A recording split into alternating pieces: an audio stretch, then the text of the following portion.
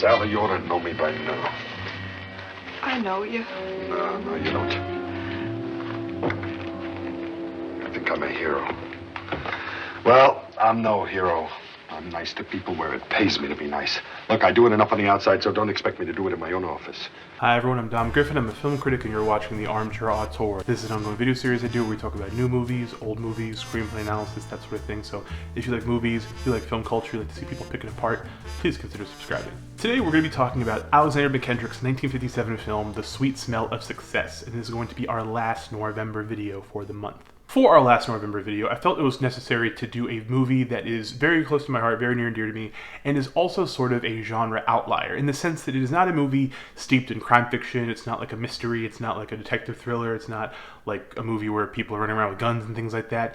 In that sense, plot-wise, it's not typically a film noir. But outside of that element of it, the film itself perfectly captures the visual language, the moral rot, and the acidic tone at the heart of the best film noirs. The Sweet Smell of Success is a deeply cynical drama about an unscrupulous press agent named Sidney Falco, played by Tony Curtis. Sidney is a particularly slimy urchin who has a variety of clients. His job? To get items about them published by high-powered columnist J.J. Hunsaker, played by Burt Lancaster, a short-tempered megalomaniac who is essentially God in the nascent world of public relations in New York City. The parasitic relationship between Sidney and JJ is a constant quid pro quo of favors and duties, with Sidney having to keep JJ happy in order for JJ to get Sidney's items in the paper and get his clients to pay him. But there's a persistent sleaze to everything Sidney does, and because he owes so many people so many favors, stretching his cachet thinner than tissue paper to make a buck, it's impossible for him to make everyone happy without some serious scheming and subterfuge.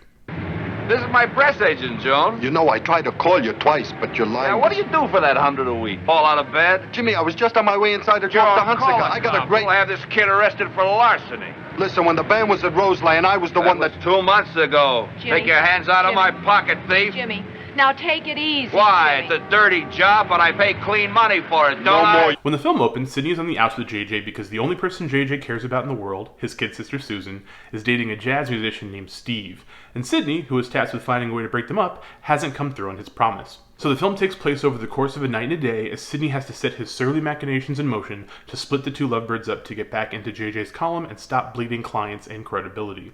Watching Sweet Smell of Success for like the 40th time this week, I realize it's a huge predecessor to something like Uncut Gems, in the sense that this tightly coiled thriller is an anxiety-inducing journey across a thorny cityscape focused on one duplicitous grifter caught navigating an endless cascade of contradictory obligations. Outside of one or two bit players, like a rival press agent who would rather admit cheating on his wife than be blackmailed by Sidney, or the waitress whose circumstances caused her to bend her morals to take care of her kid in military school, most of the cast is full of terrible people using one another, with flexible ethics and the kind of selfishness that would seem cartoonish if it wasn't so real. Mackendrick's direction and James Wong Howe's influential cinematography do a great job of dramatizing this, whether it's in framing characters closely whose salacious tethers would be catnip for future columns, or showing Sidney's eyeline never matching people he's talking to unless he needs them for something. Otherwise, his gaze darts around the room for someone higher up the food chain or more useful to his aims.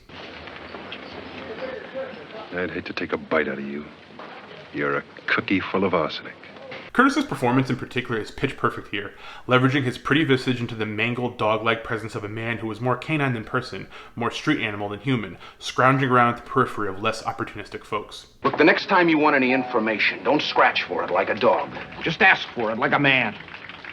But Lancaster is the real star, turning in one of the most imposing and discomforting performances in film history as a man so obsessed with protecting his sister and shielding her from the world at large, he cannot fathom that he's the one she needs protection from. It would be a truly tragic arc if he wasn't such an absolute motherfucker. But the film's real MVP is screenwriter Clifford Odets, here rewriting a novella and screenplay from North by Northwest scribe Ernie Lemon. Lemon's original draft of the story would have made for a solid movie, sure, but Mackendrick hired Odets to rip the script down to its barest essentials and build it back better, churning every interaction, every story beat, every shot into a twisted and dense display of drama and conflict. Look, even if you don't end up bothering to check this film out, I've linked the best scene in the movie down in the description. It's 8 minutes and 36 seconds of perfect filmmaking.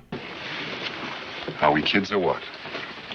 This movie clocks in at just over 90 minutes and is more chock full of impressive storytelling than most movies that waste 50 to 60% more screen time. It's an achievement of acting, photography, music, direction, editing, the whole deal. And to be honest, if you're at all interested in filmmaking or understanding storytelling or telling stories on screen or whatever, you really need to go pick up Alexander Mackendrick's book on filmmaking, which, for my money, is probably the best textbook about filmmaking ever made. And of course, this film itself makes a really perfect partner for that, in that it's the absolute distillation of all of his philosophies on storytelling in one easily digestible piece of film. You could learn so much from this movie, obviously, but also it's just really, really fucking good. Thank you guys for watching this video. I hope you enjoyed it. I hope you guys have enjoyed Noirvember. I'll be continuing to try to do more theme months on the channel just to kind of keep things interesting while we are screwed out of having regular new movies because of, you know, a world-ending disease and such. If you guys like this video, give it a thumbs up. If you have not subscribed, please subscribe. Hit the little bell icon to get notifications when I put out new videos. We'll have more new videos out this week, and I hope you guys check out Sweet Smell Success. It's fantastic.